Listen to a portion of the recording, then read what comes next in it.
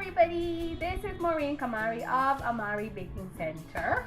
Today I'll be doing a live on fondant, and I just wanted to share a concept that I know we've all seen on fondant fault lines.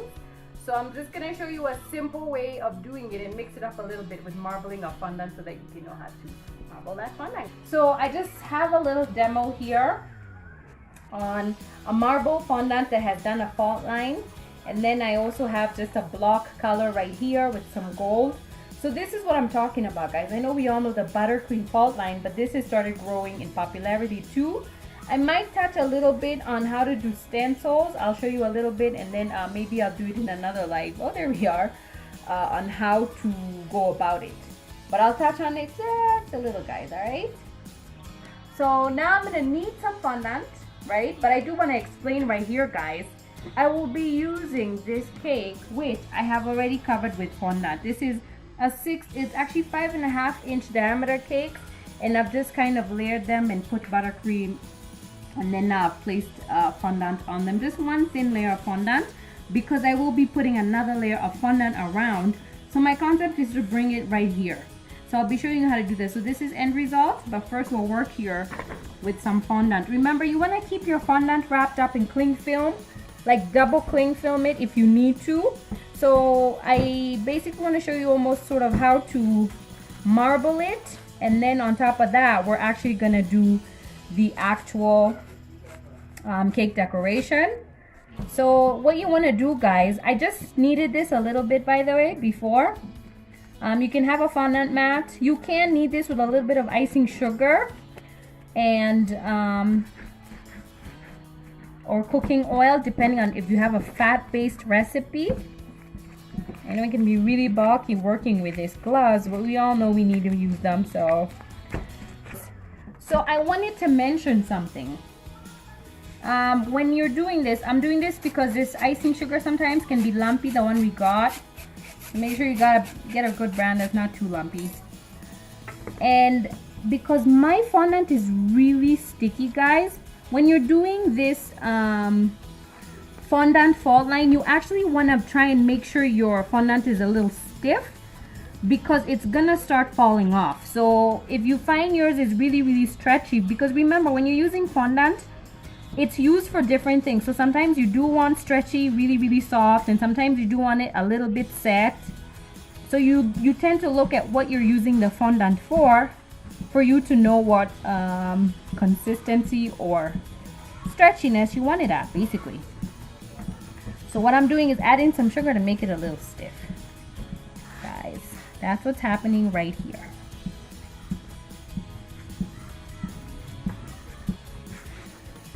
And then what I'm gonna do is show you one of the most simplest way to marble your fondant. And that's just kind of taking 3 or 2 pieces of fondant that are a different color and just putting them together. You can twist it a little bit this way, but you don't want to knead it so much, because remember, you want to keep that marbling. All right. So because I'm really making like a rectangular shaped fondant, this is how you see me leaving it this way. Now, because I'm about to show you something, I'm going to cover this with a cloth a little bit and then show you what I'm gonna do, because you need to know the length of your the fondant. I'm gonna use a tape measure, guys, just to see how long it needs to go. So I've gotten to about 12 or 13 inches. I'm gonna do 13 inches.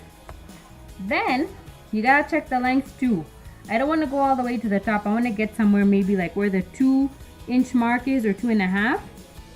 So I'm gonna go with 2.5 and 12 or 13, guys. So it's always good to have a kitchen tape measure. This we do not use for anywhere else. We don't tape measure ourselves and then come back to the kitchen with it. So you want to keep it really hygienic, guys. And so what I'm trying to make sure right now, guys, is you don't want this to be so thin when you're doing the fondant fault line. And then remember, I just want it to be 12 to 13 inches, right?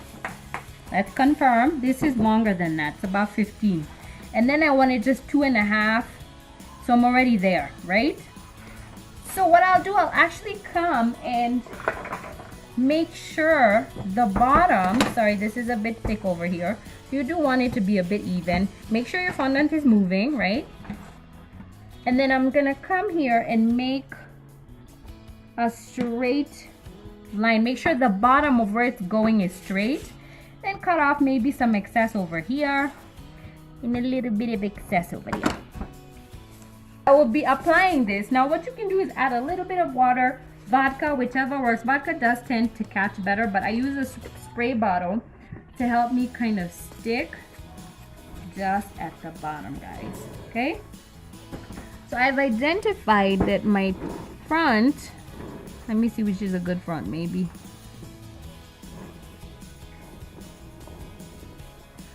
right here. Okay, so I'm gonna start applying. Let me apply, guys, and then I'll show you.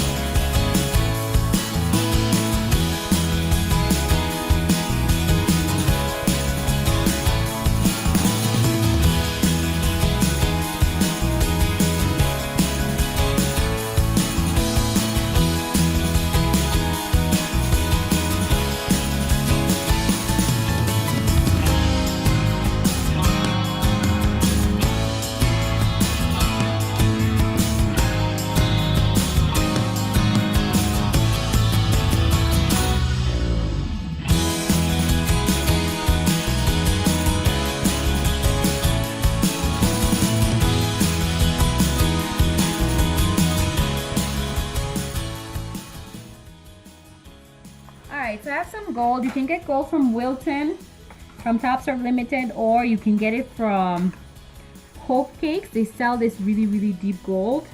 And this time I'm not even gonna add anything. I'm just gonna dust a little bit of gold on top.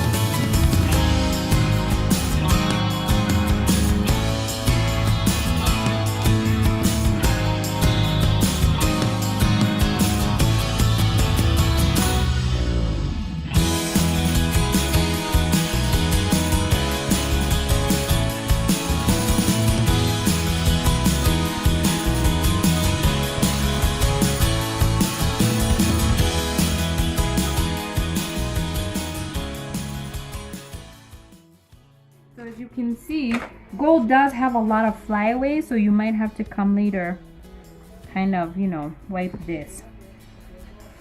So I would spend some time cleaning this up, but not so much, because, you know, this glitter is everywhere, guys. So this is the stencil, guys, I'll be using. But let me tell you, I'll not be using the whole stencil. I'm just using little segments so I can show you how you can do stencils on your cake. Now, this is not how I'll tell you to complete this design, but for this part, we can do this design. What I'm doing is taking little parts and finding like the flower in this, if you guys can see the flower right here. And all I'll do is just kind of brush the gold on there.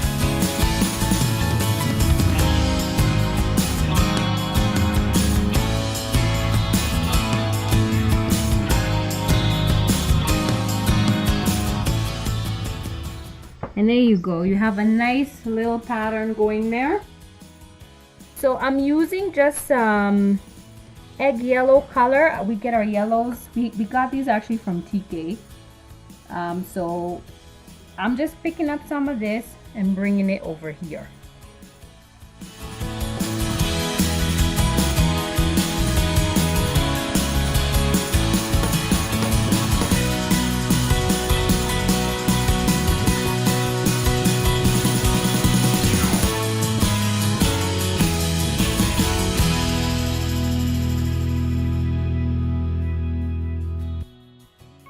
There you go, guys. Look at that. Isn't that pretty? These are part of your cake you don't like. You can always use colors to just kind of cover that.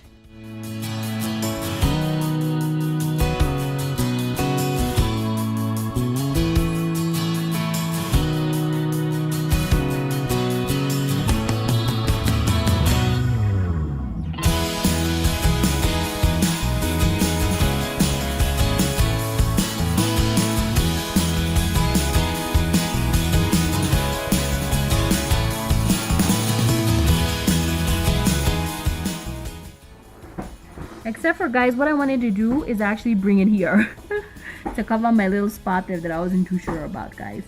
So if you're never sure about your design, there you go. That's how you finish it off. So, guys, there's my complete fault line design for my round cake. I've covered this with fondant, done a fault line, done some gold on the side for a really nice look, marbled the fondant. I showed you how to do the marbling on the fondant. And finally, we finished off with a cute little rose in there. And we're good to go. So, guys, it's been real. It's been fun. I appreciate it, guys. Please be safe. Wear masks, social distance, and all that fun stuff.